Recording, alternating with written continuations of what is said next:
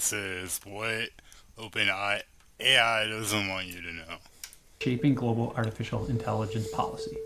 Representatives from America, the European Union, global tech giants. A year ago, the question was how to make AI safely work for people. Now, America's answer is clear. That's optional.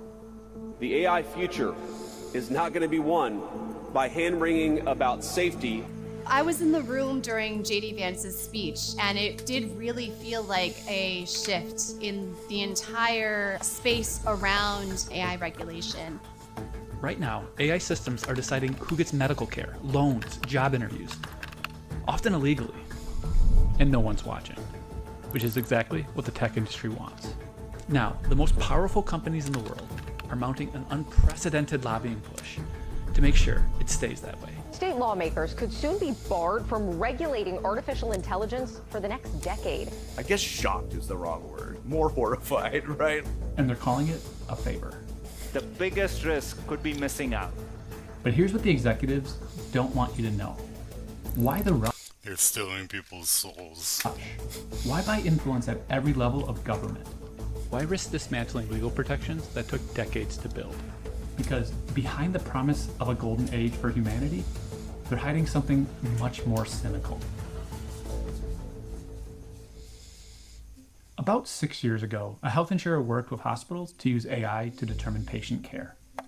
The algorithm saw less money spent on Black and poor patients and concluded they needed less care. This wasn't a lab experiment, but something deployed across 200 million Americans. We have laws that make this illegal. In fact, we have a whole bunch of rules to protect people from all sorts of abuse. Antitrust laws to keep powerful businesses in check, protections for consumers and children, rules that keep your medical records private, civil rights, labor protections, equal opportunity, intellectual property. And resting on top of this imperfect foundation is us, society. But right now, companies are using AI in ways that break these laws. And most of the time, nobody knows until the damage is done. Much of what we know is the product of, whistleblowing or investigative journalism or independent research, rather than companies doing their due diligence and making sure that in the first place they're complying with the laws that we already have. That's Sarah Myers West. She previously advised the Federal Trade Commission on artificial intelligence. The way that AI's opacity works is that it makes it harder for us to seek accountability. Artificial intelligence executives tend not to talk about this. Instead, we hear stuff like this. We can cure all disease, we can travel to the stars, we have unlimited power. To be clear, there are some really promising applications of AI, but the biggest ones are in the future. Here's what we know is happening right now. Amazon hoarding recordings of your kids indefinitely? Your biometric data being harvested and sold to police departments? Companies rejecting job applicants based off of facial analysis? Health insurers are accused of using AI to mass reject medical claims. Landlords may use it to collude around rent prices. There's probably more. We don't know because there's no federal laws that require companies to tell us what's actually going on. So that's where the state stepped in. Right now, states like California, Colorado, and some others are considering bills that sort of address AI. Brian Merchant covers technology. He's been watching Silicon Valley's AI push from the beginning. These bills, according to Brian, it's basic stuff. Follow the law, be transparent about AI use, common sense guardrails to ensure AI is subject to the same rules as everything else. Then in May, something changed. Buried deep in Trump's big beautiful budget bill was a provision. Now, the tax bill bans states from regulating AI for a decade. I guess shocked is the wrong word. More horrified, right? It's pretty clear that the end game, if they're successful, is just no rules, no meaningful regulations around AI at all. After weeks of negotiations, Republicans ultimately dropped the ban.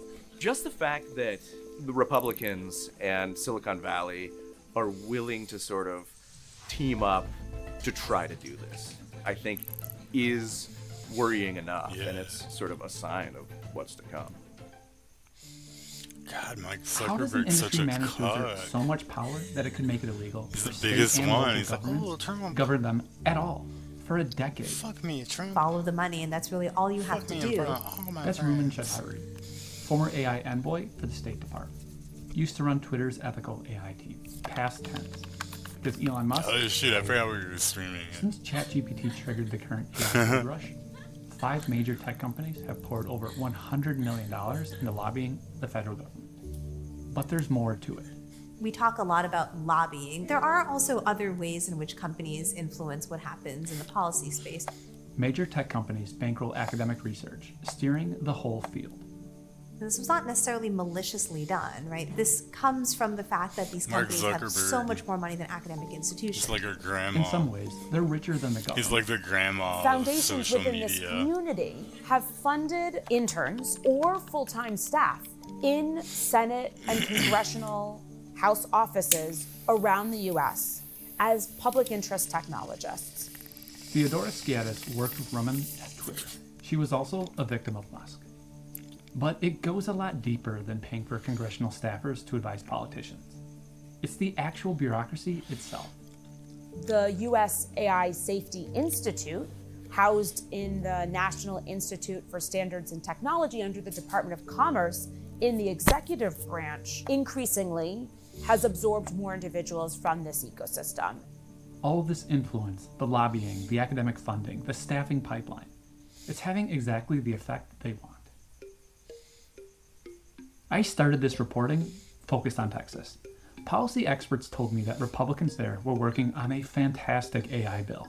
We're setting the tone, and it's being used as a model in other states to say, hey, this is data, it's important, let's protect it. I called, emailed. None of the sponsors would talk to me about it. Then a few weeks later, this happened.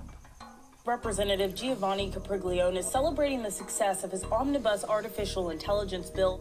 But the bill was completely rewritten, gutted. A former FTC lawyer told me that it gave the industry exactly what they wanted. Politicians are falling in line, but the public? People want more AI regulation, not less. By almost 3 to 1.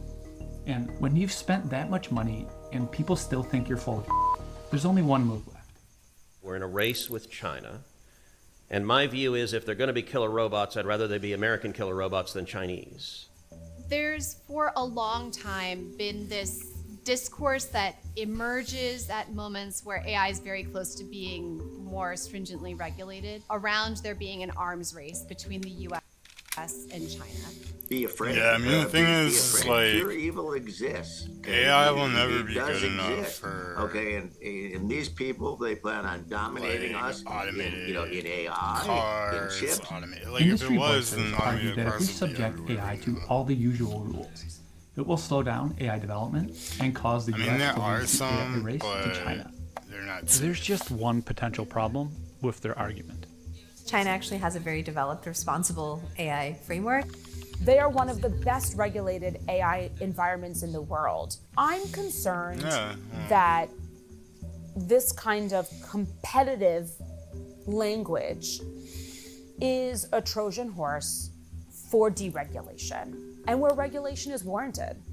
Even accepting the China threat at face value, there's no reason to deregulate because China isn't. In that case, what's the ultimate goal of AI companies? I asked everyone I spoke with. Consolidation of power. Maximize profits. Power. Profit. And this is the dirty little secret of the industry. So the AI industry has actually been, in some ways, in real financial trouble. I'm standing here outside a Meta data center. Investors have been pouring money into AI infrastructure projects. This one has cost about $700 million. Overall, it's tough to give an exact amount on the industry's investment because all of this money is private. But everyone more or less guesses it's at about $200 billion. There is no clear path to profitability. The original idea was that AI was going to be sold to businesses, but that has failed to materialize for all of the reasons that AI just isn't working all that well in the first place. These systems require the use of immense amounts of resources, compute. They All that assume that if wasted they money. get enough people to use a product like ChatGPT, if it's popular enough, then there just has to be a way. In February, a hedge fund did some back-envelope math. If you strip out Yeah, I mean, investments taking data in centers data and and just training, judging data how much that money was you're actually just spent on seeing. buying actual AI products and services? That's one thing, but About like 16 creating billion, new stuff. maybe less. To That's actually turn a another reasonable thing. profit, they need to raise that number to about 200 billion. Industry revenue is growing, but the money behind it is getting nervous. Exact estimates vary, but the general thesis has been backed by major venture capitalists and investment banks. And there's one thing that potentially complicates business cases for these systems: our existing laws. If there are any road bumps into how they can do that, then selling enterprise AI software suddenly becomes less appealing, both to them and to the clients. These road bumps are society's foundations. Fair credit reporting violations, when AI denies loans without proper disclosures. Fraud statutes, when AI systems hallucinate financial results and deceive investors.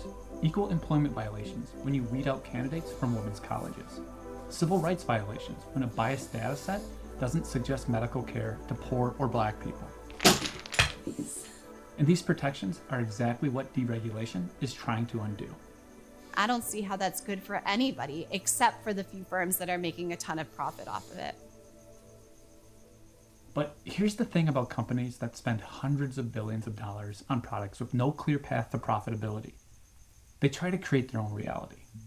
So a lot of terms are being thrown around by CEOs that sound incredibly impressive. Artificial general intelligence is one. That's a theoretical type of AI that possesses human intelligence and can perform any intellectual task a person can. We said from the very beginning we were going to go after AGI. I'm sure you've heard it before. How long before we're literally dealing with a god? It used to be that like AGI was this very binary moment. OpenAI has had a definition of AGI in its charter, and I quote from its charter: highly autonomous systems that outperform humans at most economically valuable work. Microsoft and OpenAI have an investment deal that further defines AGI. In the contract language, specifically that they would consider a system AGI once it had generated $100 billion in profits. Let that sink in. Artificial general intelligence isn't about curing cancer or American dominance. It's about whatever makes them $100 billion. And suddenly, everything clicks. The state preemption bills, the lobbying, the policy capture, the China scare tactics, all of it designed to eliminate any regulation that might slow their path to power and profit. So you just keep that in mind whenever you hear of OpenAI talking about how it's going to cure cancer or build a technology that's going to benefit all of humanity.